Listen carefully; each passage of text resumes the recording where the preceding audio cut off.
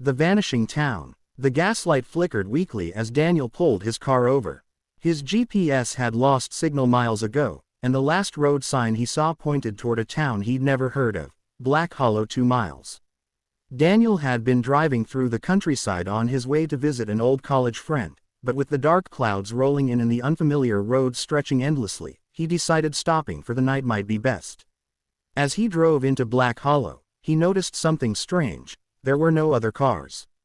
The cobblestone streets were empty, the dim streetlights barely illuminating the worn-out buildings.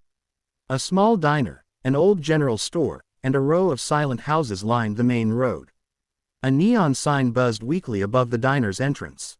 Open. Daniel stepped inside. The air smelled of something old and stale, but the place was empty except for a woman standing behind the counter.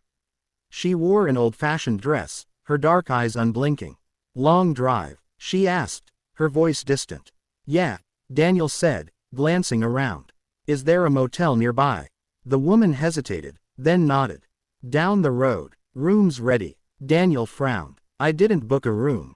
She only smiled. Something about the town felt off. But exhaustion weighed him down, and he decided he'd figure things out in the morning.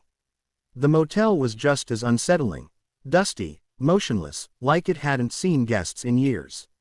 The key was already waiting on the front desk. Room 6. As he settled into bed, a sound broke the silence. A whisper. At first, he thought it was the wind, but then he heard it again.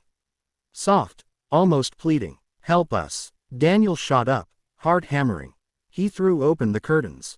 The street was gone. Not empty. Gone. The diner, the general store, the streetlights, all had vanished.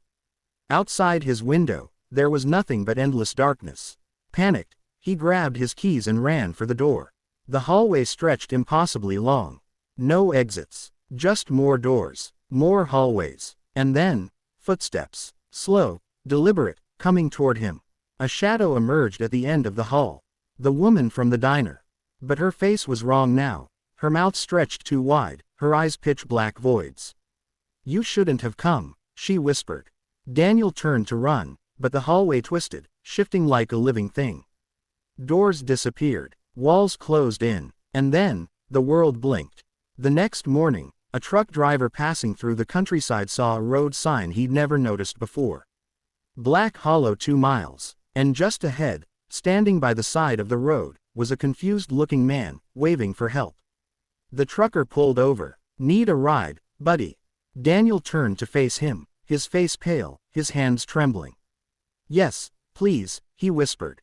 But as he climbed into the truck, he didn't notice the road sign behind him. Because now, beneath the town's name, were 2 new words carved into the metal. "Welcome back. Would you like any changes or additions?"